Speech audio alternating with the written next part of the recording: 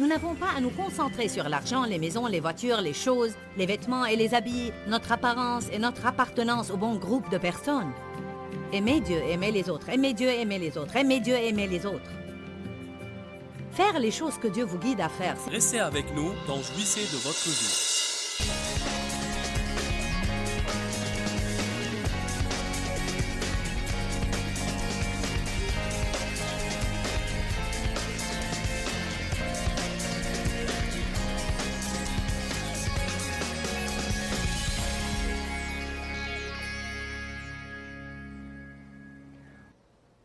Comment nos cœurs ont besoin d'être brisés devant Dieu. Nous parlions de comment nos cœurs sont endurcis. Même après avoir été sauvés, nous pouvons avoir les cœurs durs. Vous savez, j'ai été abusée dans mon enfance et maltraitée par un grand nombre de personnes et j'ai développé un cœur dur. Parfois, les gens auront les cœurs endurcis parce qu'ils ne veulent plus être blessés. Mais quand j'ai commencé à étudier la parole de Dieu et j'ai voulu être le genre de chrétien que Dieu voulait que je sois, j'ai trouvé que j'avais du mal à être clémente et à vivre selon l'amour parce que mon cœur était endurci. J'ai trouvé que j'avais du mal à pardonner aux autres et que j'avais du mal à ne pas avoir de la rancune. Alors Dieu avait à faire un grand travail en moi. Et il fait cela avec chaque individu. Nous parlions de comment Dieu nous traite, comment il nous châtie. Hier, nous étions en train de parler de la boîte à outils de Dieu et comment il se sert des expériences sanctifiées pour faire un travail plus profond dans notre vie. Ainsi, nous passons d'un cœur endurci à un cœur tendre. Amen. En fait, je crois que nous passons d'un cœur endurci à un cœur brisé à un cœur tendre. D'un cœur endurci à un cœur brisé à un cœur tendre. Avoir le cœur brisé n'est pas quelque chose de négatif. Nous ne parlons pas d'un cœur brisé négativement, mais d'un cœur brisé d'une façon divine. Cela nous fait souffrir et nous cause de la peine, mais c'est une peine divine qui nous porte à la repentance dans notre vie. Je vous ai mené à une écriture dans 2 Corinthiens qui raconte comment Paul a écrit une lettre à l'Église et il a dit « J'étais affligé et attristé de vous avoir causé de la peine par ma lettre, mais maintenant je ne le regrette plus parce que cette peine divine vous a porté à la repentance. » Amen. Alléluia. Deutéronome 30, verset 6 dit « Le Seigneur ton Dieu te circoncira le cœur, à toi et à ta descendance, pour que tu aimes le Seigneur ton Dieu de tout ton cœur, de toute ton âme et de tout ton être, afin que tu vives. » Nous allons lire cela encore une fois dans une minute, mais waouh, waouh, waouh, waouh, waouh. Avant de commencer à enseigner, j'ai passé près d'1 heure à vous raconter l'expérience que j'ai vécue avec Dieu il y a 26 ans et comment j'ai su qu'il y avait quelque chose qui manquait dans ma vie et qu'une des Écritures saintes qui m'a interpellée était cette écriture et d'autres qui lui ressemblent et qui dit « Tu aimeras l'Éternel ton Dieu de tout ton cœur, de toute ton âme, de tout ton être. » Et je me suis rendu compte que je n'aimais pas vraiment Dieu de toute mon âme. Je me sentais accusée par ma conscience quand je lisais ces Écritures. Il est facile dans notre société aujourd'hui de dire que nous aimons Dieu, mais pourtant nous ne lui donnons pas la primauté dans notre vie. Le premier commandement dit « Tu n'auras pas d'autre Dieu devant ma face ». Cela veut dire rien, ni personne, ni métier, ni possession, rien n'est supposé avoir la primauté. Dieu veut avoir la primauté. Rien d'autre ne le satisfera. Vous ne pouvez pas tout simplement prendre Jésus et l'ajouter à votre fouillis.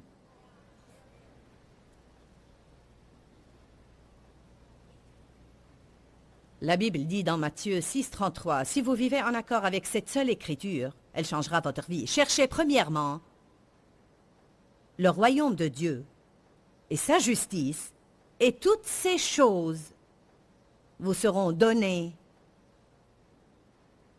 par-dessus. » Dans l'histoire de Marie et Marthe, quand Jésus est venu chez elle, et Marthe était occupée aux soins domestiques, la Bible amplifiée dit elle était affairée et très occupée aux divers soins domestiques. Il y a plein de choses dans le monde qui peuvent nous distraire, n'est-ce pas? Elles essayent d'envahir notre vie et de prendre ce temps que nous avons besoin de consacrer à Dieu tous les jours. Marie a oublié le travail et s'est assise aux pieds de Jésus et Marthe s'est mise en colère. « Pourquoi tu ne lui dis pas de m'aider ?» Et Jésus lui répondit, « Elle a choisi la bonne et la meilleure part. Si nous donnons à Dieu ce qui lui revient de droit légitimement, c'est-à-dire la première place de notre vie, toute autre chose reprendra sa place légitime et toute autre chose marchera parfaitement. Si vous donnez à Dieu le temps avant toute chose, il peut vous faire gagner du temps le reste de la journée. » Alléluia. Peut-être cette écriture dérange certains d'entre vous aujourd'hui. Sinon, alors je suis peut-être en train de prêcher le faux message et je ne crois pas que je prêche le faux message. L'écriture dit, « Le Seigneur ton Dieu circoncira ton cœur. » Le mot circoncire signifie couper.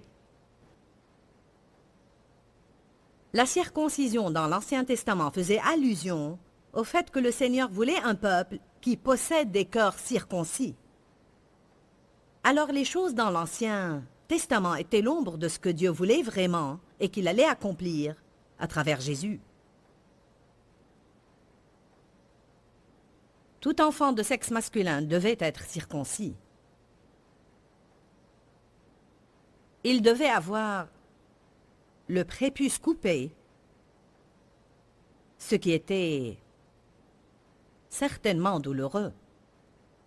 Souvent, le fait d'avoir les cœurs circoncis est douloureux, mais il produit quelque chose de bien dans notre vie. Nous devons vivre avec des cœurs circoncis devant Dieu. Cela veut dire couper toute autre chose. Tout ce qui pourrait prendre la place de Dieu doit être coupé. Tu aimeras Dieu de toute ta pensée veut dire être préoccupé par lui.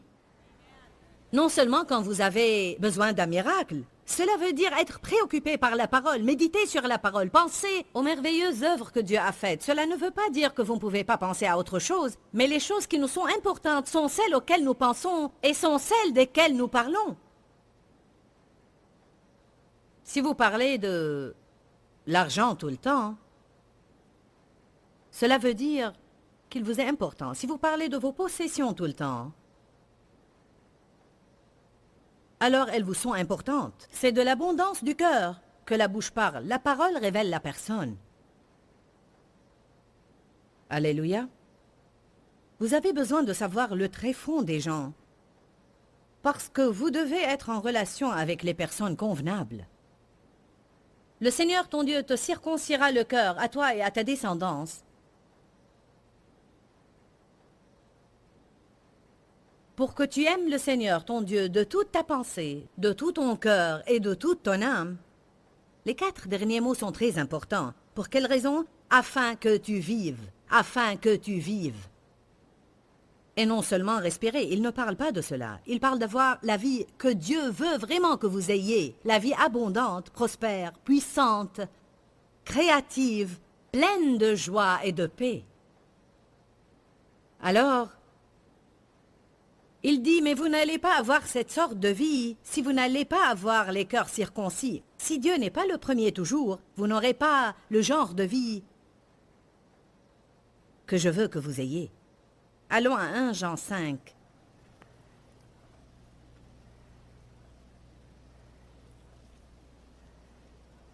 Verset 21. Que sont les idoles à votre avis? Elles sont plus que des statues sculptées devant lesquelles les gens se prosternent. Je peux vous dire qu'il est évident que vous aimez Dieu, sinon vous n'auriez pas été là un samedi matin. Mais il est aussi évident que Dieu savait ce que j'allais prêcher, alors il vous a amené ici car vous avez besoin d'écouter ce que je vais dire. Et je vous conseille d'être vraiment attentif à votre vie, parce qu'il y a tant de choses qui se passent dans le monde aujourd'hui, et il y a tant de choses qui essayent d'évincer Dieu, comme si tout le monde essayait d'éloigner Dieu de tout. Il faut faire attention que les autres choses ne vous envahissent pas et ne prennent pas la première place dans votre vie qui appartient à Dieu. Il faut faire attention de ne pas avoir des idoles. Vous savez, votre maison peut devenir votre idole. Vous pouvez être tellement résolu à faire votre maison paraître comme un lieu touristique. Alors vous pouvez passer beaucoup de temps à décorer, nettoyer et arranger. Décorer, nettoyer et arranger. Inviter des gens chez vous pour les impressionner et nettoyer quand ils partent. Vous pouvez être trop pris par cela. Et ce que les gens pensent de votre maison pourrait devenir une idole pour vous.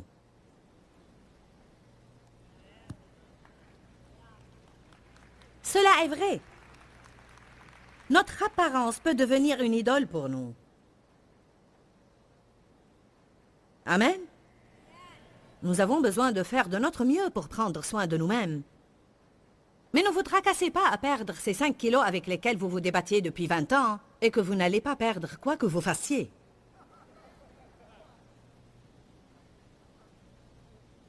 Ne comparez pas votre apparence à celle des autres et ne faites pas de votre beauté une idole. Ne passez pas tout votre temps à vous bichonner, à vous habiller et à vous peinturlurer. Vous savez, c'est pourquoi la Bible dit que ce qui est important pour Dieu est un esprit paisible et doux qui n'est ni anxieux ni tendu. Il ne s'agit pas de se parer d'or, ni de perles, ni d'habits somptueux. Et vraiment, la Bible ne dit pas qu'il y a du mal dans ces choses-là, comme certaines religions voudraient que vous croyiez. Dieu veut que je paraisse belle. Il me regarde tout le temps et je ne veux pas lui faire peur. À vrai dire, j'essaie de m'habiller décemment et je dis au Seigneur plusieurs fois le matin en m'habillant, je m'habille pour toi, Jésus. Je veux te représenter d'une façon décente aujourd'hui et je veux m'habiller avec excellence.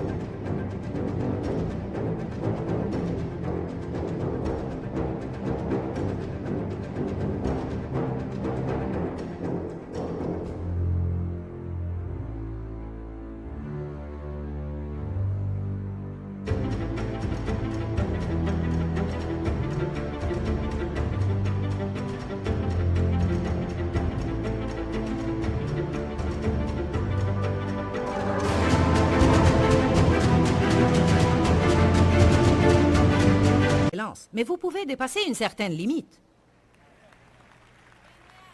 Les personnes qui se fichent de leur apparence vont vers une extrême, mais il en est de même de ceux qui raffolent de leur apparence. Il faut que tout soit gardé en équilibre. Nous pouvons faire d'une personne une idole. Vous pouvez idolâtrer tellement une personne que vous lui obéissez beaucoup plus que vous n'obéissez à Dieu. Savez-vous qu'il y a des personnes qui vous éloignent de la volonté de Dieu et des personnes qui vous font comprendre clairement que si vous ne faites pas ce que je veux que vous fassiez, alors vous ne pouvez pas être en relation avec moi. Je vais vous rejeter si vous ne faites pas ce que je veux que vous fassiez, et ces personnes peuvent vous empêcher d'accomplir la volonté de Dieu. Alors il faut que vous en arriviez au point où, oui, je veux votre amitié, mais si vous allez m'éloigner de la volonté de Dieu, alors je le choisis à lui.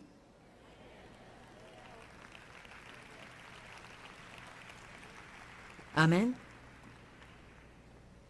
Alléluia. Très souvent, les femmes veulent savoir au sujet de la soumission et où fixer les limites. Je veux vous dire quelque chose de défini. Si un homme essaye de vous éloigner de Dieu, c'est là où vous fixez les limites. Amen. Si quelqu'un vous dit que vous ne pouvez pas avoir une Bible, vous ne pouvez pas prier, vous ne pouvez avoir aucun livre chrétien à la maison, vous ne pouvez pas fréquenter des chrétiens, c'est ici que vous devez fixer les limites. Smith Wigglesworth était un plombier. Avant qu'il ne soit sauvé, sa femme allait à l'église et aimait Dieu. Quand elle allait à l'église, il piquait une crise et il lui disait « Quand tu reviendras à la maison, la porte sera fermée à clé et tu ne pourras pas rentrer. » Elle lui disait « Bon, Smith, je t'aime, mais je ne vais pas abandonner le Seigneur. J'ai besoin d'être à l'église. » Une fois, elle y est allée, et quand elle est rentrée, la porte était fermée à clé, et elle a dormi sur le porche. Et quand il a ouvert la porte le lendemain, il se sentait vraiment Elle est entrée. Elle lui a préparé le petit déjeuner. « Bonjour Smith, comment vas-tu » Wigglesworth a fini par naître de nouveau. Il a été rempli du Saint-Esprit et il est devenu un des plus grands prédicateurs au monde. Maintenant, que serait-il arrivé si quand il a dit « tu n'iras pas à l'église », elle avait dit « d'accord ». Il faut se soumettre. Ne soyez pas des pharisiens endurcis. Nous devons nous soumettre à l'autorité, mais ne vous soumettez pas à quelqu'un qui vous pousse à pécher. Que se passerait-il si votre patron vous disait « je veux que vous… » Il se peut qu'il ne le dise pas littéralement, mais que se passerait-il si vous poussez à tromper un client ou à mentir? Amen? Ne vous soumettez pas à lui. Et si je perds mon travail, peu importe. Dieu vous a trouvé ce travail, et il vous en trouvera un autre. Nous ne pouvons pas faire des choses des idoles. Les idoles sont des choses devant lesquelles nous nous prosternons. Vous vous souvenez quand Jésus a passé 40 jours dans le désert avant de commencer son ministère public, et il a été tenté par Satan. Et Satan lui a dit, « Si tu te prosternes devant moi seulement cette fois-ci… » En fait, le diable essaye toujours de nous porter à nous prosterner. Ah oui, il faut que je garde cette relation. Oh oui, il faut que j'aie cet argent. Comme notre frère qui vient de sortir de la prison a dit tout à l'heure qu'il croyait qu'il fallait qu'il ait cet argent.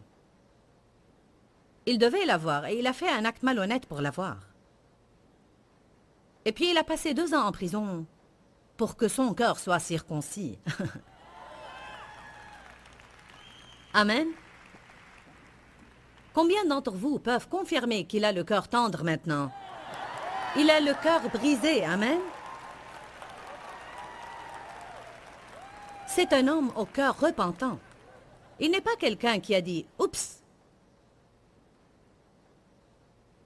C'est un homme qui a été brisé devant Dieu. Et Dieu ne l'a pas mis en prison exprès pour lui apprendre cette leçon, mais Dieu permettra que des choses malheureuses arrivent dans notre vie pour qu'on en arrive au point où nous pourrons vivre. Afin que vous viviez. Maintenant, cet homme est prêt à avoir une vie. Maintenant, il est prêt à dire non au péché parce qu'il a expérimenté les conséquences du péché. Vous vous souvenez de ce que j'ai lu dans le psaume 119, 6 et 7? Avant d'être affligé, je me suis égaré. Mais maintenant, ce sont tes paroles que j'aime, que j'écoute et que je garde.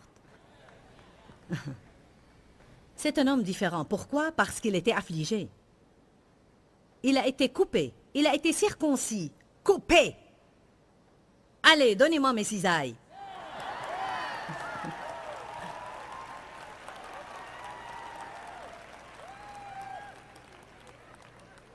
C'était tout simplement comme si le Seigneur a dit à Steve, « Bon, Steve,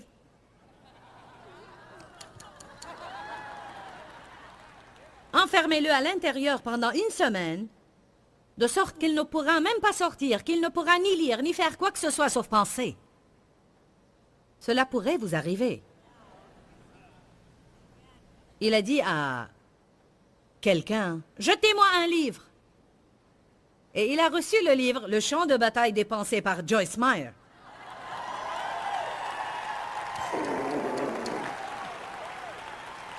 Tu n'as rien d'autre à faire. Lis ce livre.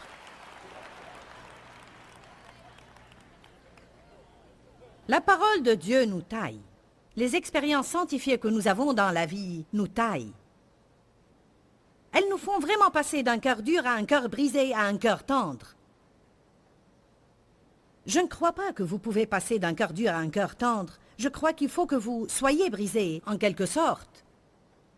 Dieu a à nous confronter dans notre vie. Allons à 1 Jean 5, 21. Petits enfants, protégez-vous des idoles, des faux dieux, de toute chose qui pourrait occuper ou même prendre la place de Dieu dans votre cœur, de tout ce qui pourrait le remplacer et prendre la première place dans votre vie. Amen. Ainsi soit-il. Je vois une responsabilité ici. Bien-aimés, gardez-vous. Gardez-vous, protégez-vous des idoles. Ce n'est pas étonnant que la Bible dise « Veillez et priez ». Nous ne sommes pas censés veiller sur les autres. Nous sommes censés veiller sur nous-mêmes. Et chaque fois que nous voyons quelque chose qui ne plaît pas à Dieu, nous devons prier et demander à Dieu de nous aider. Tu aimeras le Seigneur ton Dieu de tout ton cœur, de toute ton âme, de toute ta pensée et de tout ton être. Tu aimeras ton prochain comme toi-même. De ces 2 commandements dépend toute la loi et tous les prophètes. Si nous pouvons nous concentrer à aimer Dieu et aimer les autres, aimer Dieu et aimer les autres, aimer Dieu et aimer les autres, oh, la vie sera très belle. Nous n'avons pas à nous concentrer sur l'argent, les maisons, les voitures, les choses, les vêtements et les habits, notre apparence et notre appartenance au bon groupe de personnes. Aimer Dieu et aimer les autres, aimer Dieu et aimer les autres, aimer Dieu et aimer les autres. Faire les choses que Dieu vous guide à faire, ces 2 commandements doivent occuper la priorité dans votre vie. Je répète, tu aimeras le Seigneur, ton Dieu, de tout ton cœur, de toute ton âme. Votre âme inclut vos pensées, votre volonté et vos émotions. Aimez Dieu de toute votre volonté, en soumettant votre volonté à la sienne. Vous aimez Dieu de toute votre volonté. Je mets ma volonté sous la direction de ta volonté. Vous aimerez Dieu de toute votre pensée en pensant tout le temps à lui, en ne permettant pas aux choses dégoûtantes et malveillantes de remplir vos pensées. Ne pensez pas à des choses auxquelles vous ne devriez pas penser. En laissant le diable vous dire que tant que les choses se limitent à vos pensées, ce n'est pas un problème. Là où la pensée va, l'homme la suivra. Si vous laissez les choses dans vos pensées, un jour vous allez les suivre. Et tu aimeras Dieu de toutes tes émotions. C'est exactement pourquoi il faut que nous soyons plus expressifs dans nos louanges et nos adorations. J'ai le don de crier, alors je dois pousser vers Dieu des cris de joie. Dieu a mis un rythme dans mon corps, la capacité d'applaudir. Il m'a donné la capacité de lever les mains et le louer. La Bible dit 7 fois par jour, vous devez lever des mains innocentes vers Dieu. N'adorez pas Dieu comme si vous êtes mort comme ça.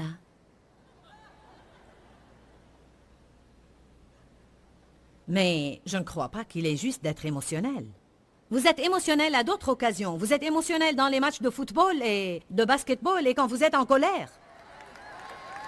Vous vous énervez quand une voiture vous barre la route sur l'autoroute. Pourquoi on peut éprouver des émotions dans tout domaine de notre vie, sauf en ce qui concerne notre relation avec Dieu? Je suis émotionnel au sujet de Jésus. Je suis très émotionnel au sujet de Jésus.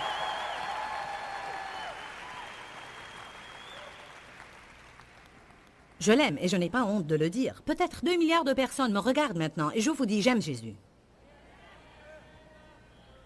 Je l'aime de tout mon cœur, de toutes mes pensées, de tout mon être, de toute mon âme. Je suis sûre qu'il y a dans ma vie des choses dont je ne suis pas encore consciente, mais je fais de mon mieux pour donner à Dieu la primauté dans ma vie et il me confronte à propos de ces choses. Le temps est très important. En fait, il est très facile à d'autres choses de commencer à prendre votre temps et je lutte contre cela tout le temps en essayant de garder Dieu premier dans mon temps. Les prémices de toute chose appartiennent à Dieu. Qu'est-ce qui montre qu'un homme a le cœur brisé?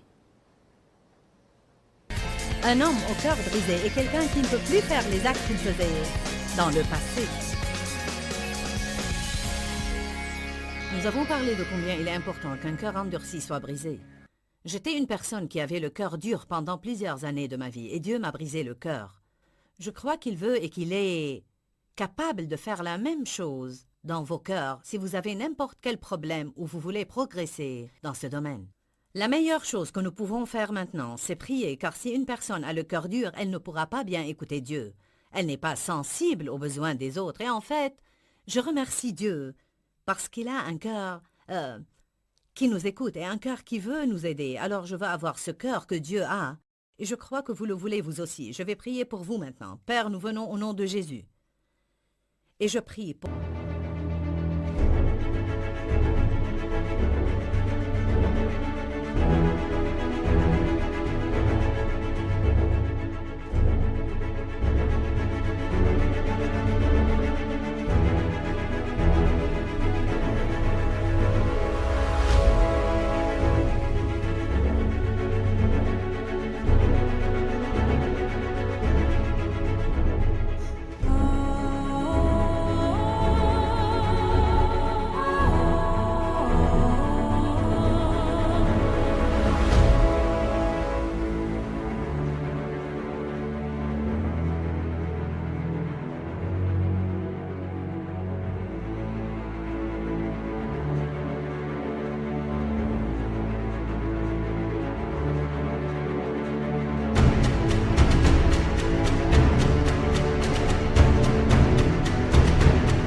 ceux qui nous regardent maintenant, qui pourraient avoir le cœur dur pour avoir été blessés dans le passé, ou pour n'importe quelle autre raison. Et je prie aussi pour les personnes qui ont tout simplement besoin de faire un progrès dans ce domaine.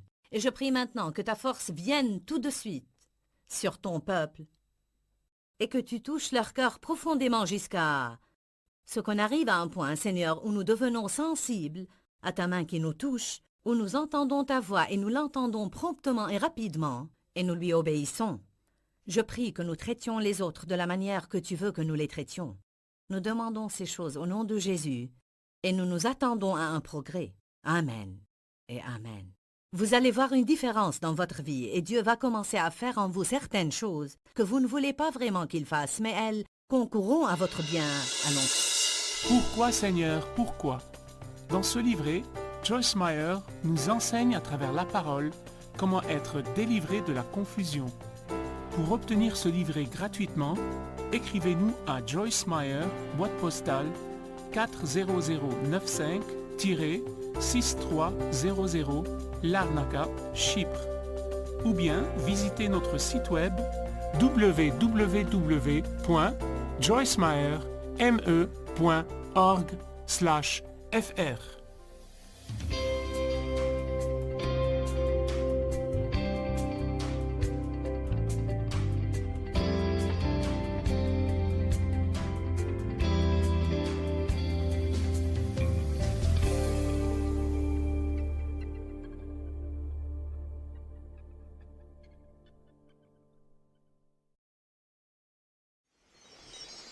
Prêche la maintenance. Je vous donne en fait quelques garanties en vue d'attaques futures. Amen.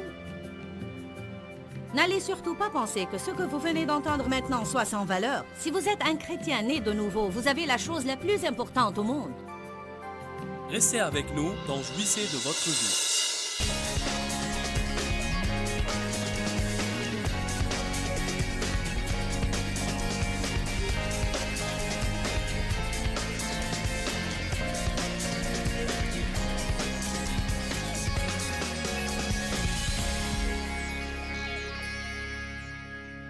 Peut-être que vous êtes devant votre télé et vous dites « J'ai besoin d'un changement dans ma vie ». Acceptez Jésus comme votre sauveur. Repentez-vous de vos péchés.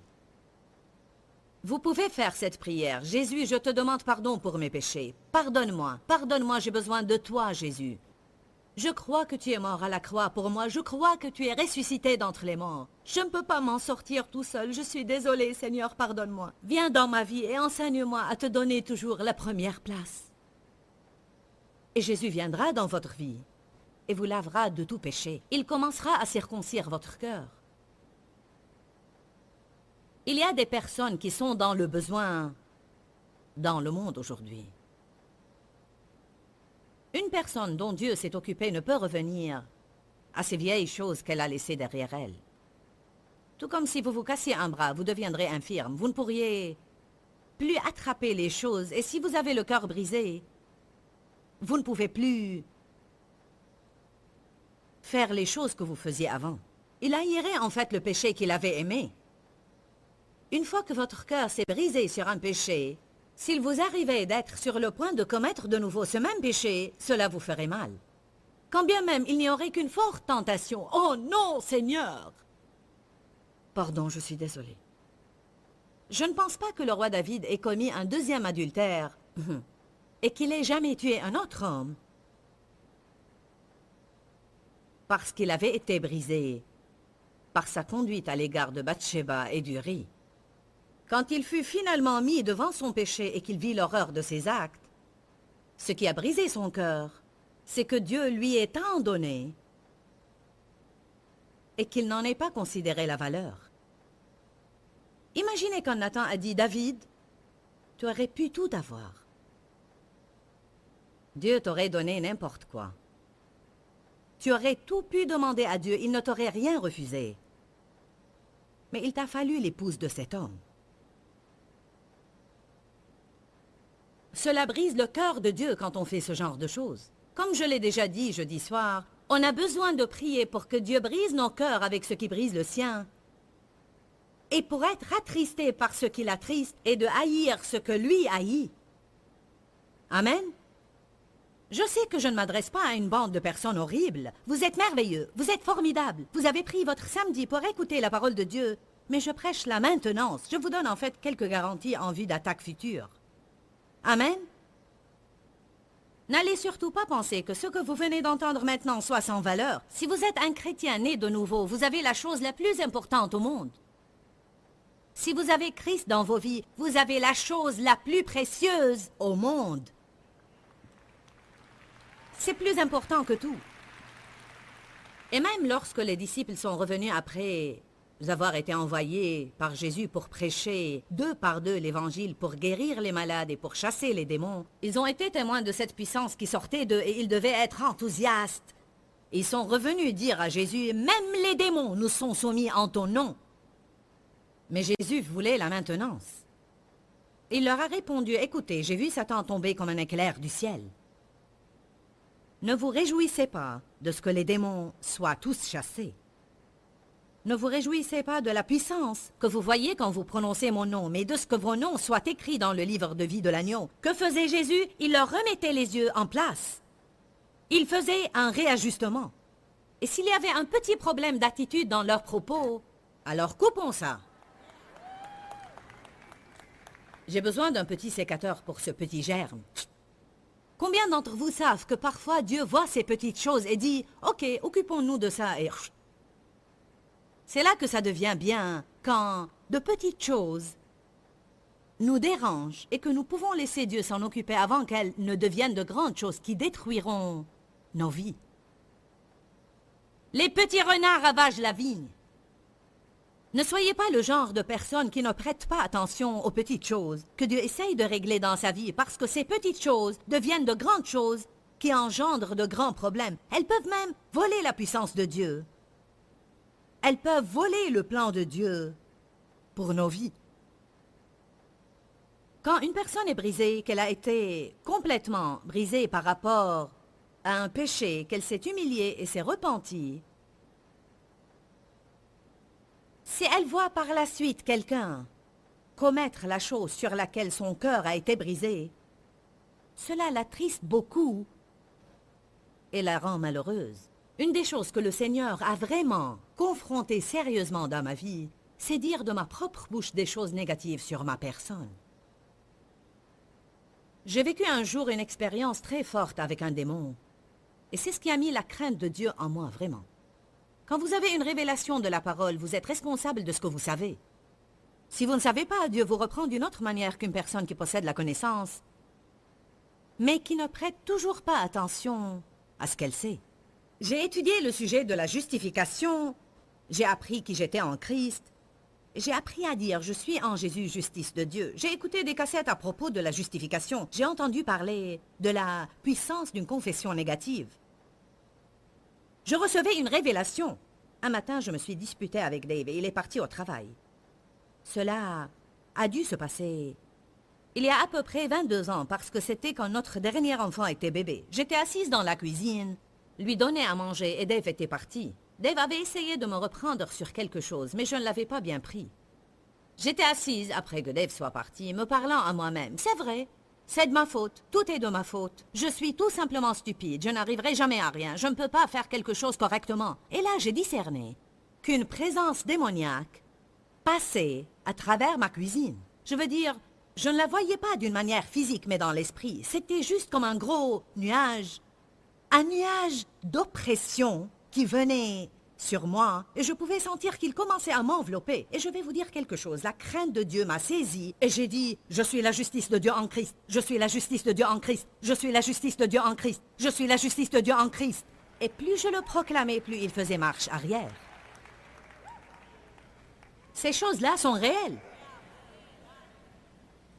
Je ne pense pas qu'il y ait désormais quelque chose qui me fasse plus de mal chez quelqu'un que de l'entendre dire des choses humiliantes ou négatives le concernant. Si je pouvais lui dire « Oh non, ne faites pas cela !» Parce que j'ai vraiment approfondi le sujet, je sais que c'est très dangereux. C'est dangereux de dire de telles choses sur soi, amen. Qui est coupable de cela? Ce jour doit marquer la fin d'un tel comportement.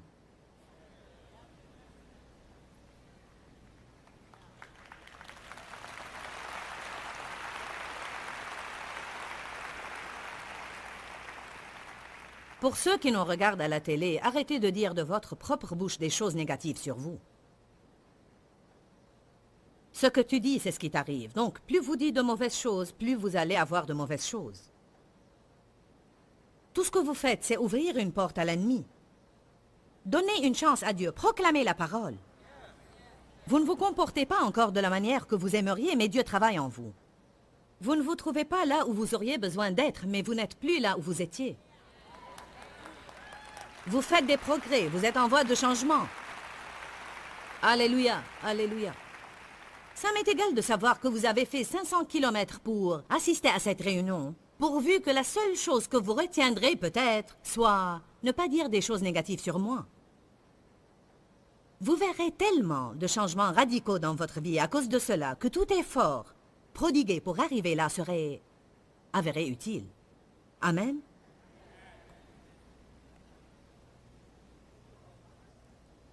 Dans certains domaines, une personne au cœur brisé, bien qu'étant joyeuse de nature, sera triste. Vous dites, bien, à quoi cela rime-t-il? C'est que cette personne est profondément peinée et attristée par le mal qu'elle voit dans le monde.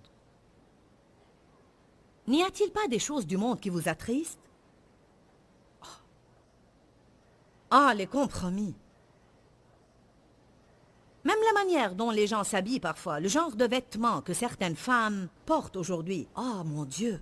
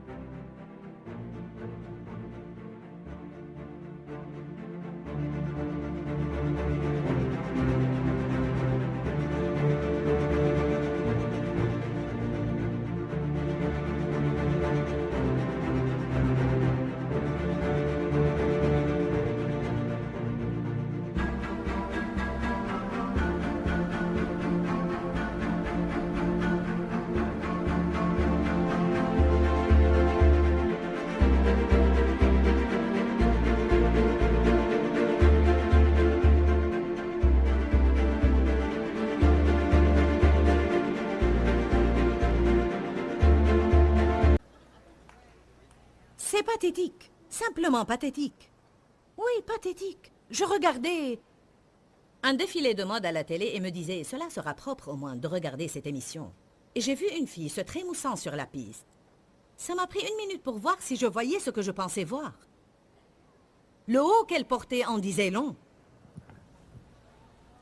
Une partie de son corps était tout simplement à la vue de tout le monde. Et c'est supposé être la mode. Je ne pouvais pas regarder cela et commenter « Ah, ah, ah, ah, ah ». J'étais « Oh, mon Dieu, mon Dieu ». Parfois, je me surprends à dire « Seigneur, je suis désolé ». Je suis tellement désolé de cette ignorance dans laquelle les hommes marchent aujourd'hui. Oh Seigneur, je suis vraiment désolé. Pardonne-leur, pardonne-nous tous de laisser les choses en arriver là. En fait, je crois qu'il y a une pression démoniaque dans le monde aujourd'hui qui endurcit les cœurs contre le mal. Je crois que c'est une des raisons qui explique pourquoi tout ce qu'on entend aux informations n'est que le désordre qui règne au monde. Un tel tuant un tel, celui-ci tuant celui-là, X faisant sauter la cervelle à Y, etc. On en entend tellement qu'au début ça choque, et puis petit à petit on en arrive à « Oh, tu sais, c'est comme ça ». On doit se battre contre cela. On doit se battre afin de ne pas perdre cette tristesse vis-à-vis non seulement de nos propres péchés, mais de ceux du monde. Amen. Vous dites, que suis-je supposé faire, Joyce? Je crois que nous avons besoin de prier pour avoir des cœurs soumis à Dieu. Et je crois que nous avons besoin de prier, Seigneur, soumets mon cœur. Adoucis mon cœur, Seigneur. Fais-moi ressentir ce à travers quoi passent les gens. Quand je vois une personne dans le besoin, je ne veux pas simplement dire « Ayez chaud et soyez repus ». Loué soit Dieu, frère, ayez la foi. Puis continuez mon chemin indifférente. Et quand je rencontre quelqu'un qui a le cancer. Je ne veux pas lui ressortir le refrain charismatique. Loué soit Dieu, il connaît tes besoins. Non, je veux sentir quelque chose. Ça me fait peur si je ne sens rien du tout. Ça m'effraie de voir des personnes dans la misère et de ne rien sentir du tout, quand ça ne me fait plus ni chaud ni froid. C'est alors qu'on doit se regarder en face et dire « Seigneur, aide-moi » parce que je sens de la dureté s'installer dans mon cœur et je ne veux pas de cette insensibilité. Brise mon cœur par ce qui te brise le cœur. Permets que je sois attristé par ce qui t'attriste, que je haïsse ce que tu hais.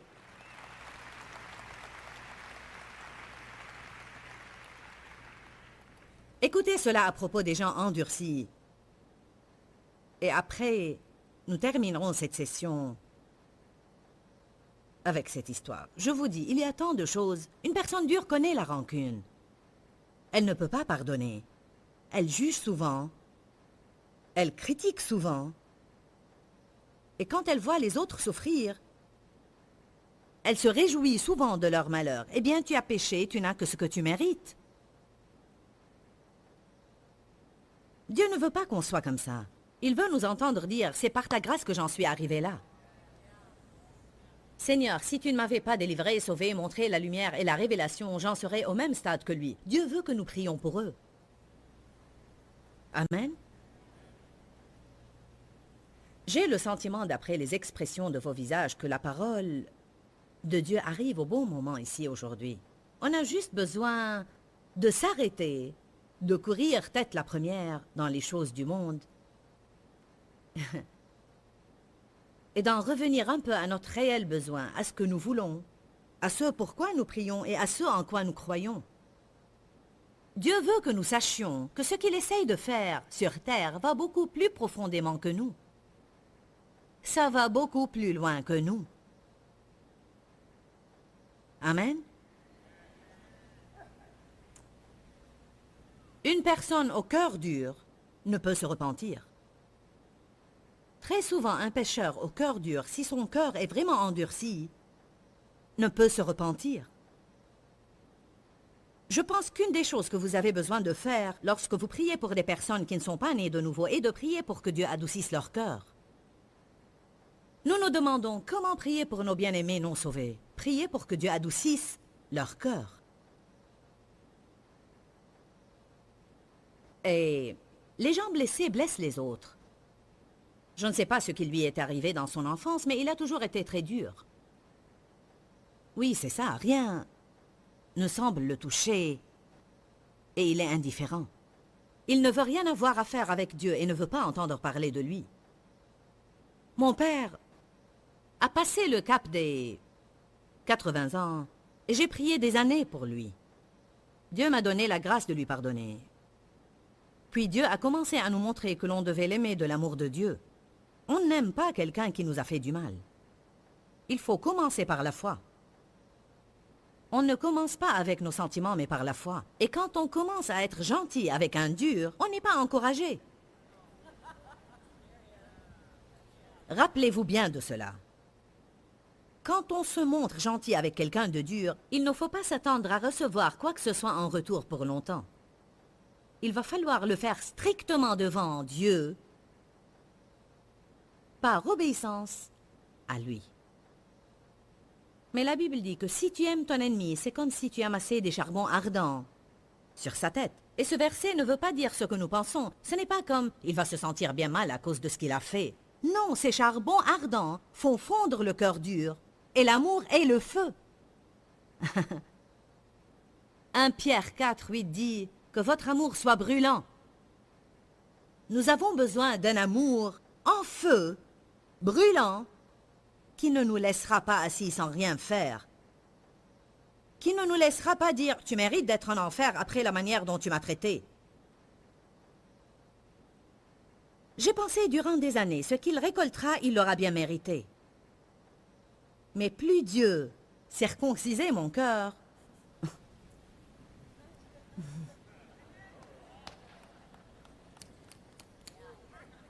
regarde ce que j'enlève maintenant. Eh oui, Dieu m'a changé. Mais ça a pris un long moment de... Ça a demandé beaucoup d'expérience sanctifiée. Amen. Et finalement, j'ai fait le pas de foi de pardonner à mon père. J'ai finalement fait ce pas de foi de dire « Ok, je viendrai te voir pendant les vacances ». Mais ce n'était pas encore de tout mon cœur. Je faisais simplement mon devoir. On croit en avoir fait assez pour se racheter auprès de Dieu, mais on ne fait pas ce que l'on devrait. Puis Dieu a commencé à me montrer ce commandement. « Honore ton père et ta mère afin de vivre longtemps. » Et je me suis dit, comment est-ce que tu t'attends à ce que je fasse ça? Comment je vais faire cela? Et vous savez ce que Dieu m'a dit? Tu respires. Ils t'ont donné la vie. Même si c'est l'unique chose que tes parents t'ont donnée, c'est quelque chose. Ils t'ont nourri alors que tu grandissais. Tu es allé à l'école. Trouvez toujours un point de départ. Dites, je vais me rappeler de ce qu'ils ont fait et pas de ce qu'ils n'ont pas fait. Et je me suis dit qu'une personne blessée blessera les autres. Je ne sais pas ce qu'a vécu mon père dans son enfance, et on ne se réveille pas un matin avec la bonne recette. Amen. Ensuite, j'en suis finalement arrivée au point où j'ai voulu qu'il soit sauvé, et j'ai commencé à prier. Dieu nous a parlé à Dave et à moi. Il m'a d'abord parlé à moi. Mes parents vivaient à 200 km de Saint Louis, et à cette époque, je trouvais cela merveilleux. Vous n'avez qu'à rester là où vous êtes. On fera ce qu'on a à faire pour les vacances. Dieu m'a dit, fais-les venir à Saint Louis et achète-leur une maison. Prends soin d'eux.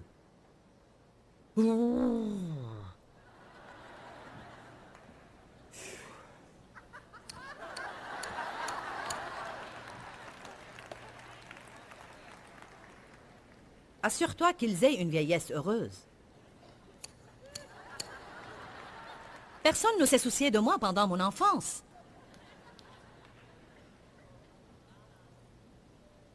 Débarrasse-toi de cette attitude. Amen. Alors, on s'était décidé pour acheter une maison qui n'est pas chère. Je veux dire la moins chère possible. Nous voulions dépenser un petit montant déterminé. Et je pensais, eh bien, je ne sais pas quel genre de maison nous dénicherons avec ça. Dave m'avait assuré, on trouvera bien quelque chose. Mais Dieu dit, non, non, non, non, non, je veux que tu leur achètes une belle maison. Pas une maison bon marché, une belle maison. Nous avons acheté une belle maison et ils sont venus à Saint Louis. Et c'était en fait une bonne chose parce que mon père commençait réellement à perdre sa santé. Il était affaibli, mais son état empirait, et s'il n'avait pas été dans notre ville, il aurait été loin des docteurs et de tout ce dont il aurait eu besoin. Alors, j'ai continué à prier pour que Dieu change son cœur, l'adoucisse. Seigneur, change le cœur de mon père, rends-le plus sensible. Il en était même arrivé au point d'aller à l'église, et quand je prêchais, il devait écouter mon message. L'appel de la fin arrivait, et je pensais, c'est pour aujourd'hui. C'est un si bel appel. Mais il restait assis. Seigneur, touche son cœur, touche son cœur. Et en novembre dernier, ma mère m'a dit, ton père veut vous voir, Dave et toi. Alors nous nous sommes rendus chez eux, et il s'est mis à pleurer. Les gens au cœur brisé pleurent. Il m'a dit, j'ai besoin de te dire combien je suis désolée de ce que je t'ai fait endurer. Je n'avais jamais entendu ces mots-là, et j'ai 59 ans. J'ai besoin de te dire que je suis désolée. J'ai besoin de te demander que tu me pardonnes. Il s'est ensuite tourné vers Dave et a dit, j'ai besoin de te demander que tu me pardonnes. Un autre homme m'aurait tué. Je suis désolée. Il a ajouté, je ne peux même pas te dire combien je suis désolée. Il avait même du mal à nous regarder. Il était tellement désolé, tellement brisé et triste de ce qu'il avait fait. Je lui ai répondu, je t'ai pardonné il y a bien longtemps, papa. J'étais consciente de ce qu'il avait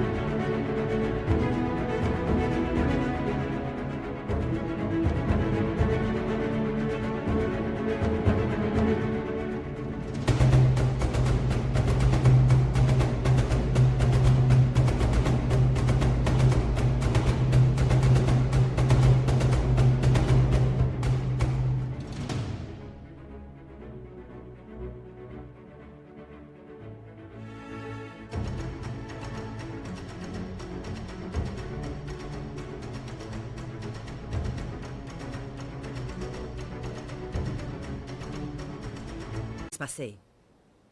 Et je lui ai dit, « Veux-tu accepter Jésus-Christ maintenant ?» Il m'a répondu oui. Il ne pouvait pas être sauvé avant qu'il ne se soit repenti. On ne peut pas venir et faire une prière de salut. Il faut qu'il y ait repentance.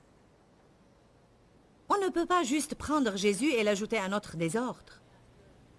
Il faut passer par la repentance. Une vraie repentance. Et donc mon père a reçu Jésus et a demandé à ce que je le baptise. Et je vais vous montrer tout de suite la photo du baptême de mon père.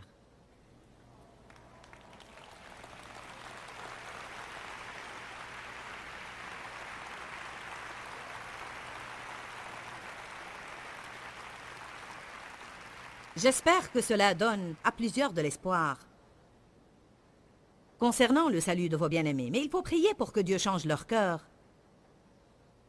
Et il faut que vous les aimiez, parce que l'amour fait fondre un cœur dur. Me comprenez-vous bien?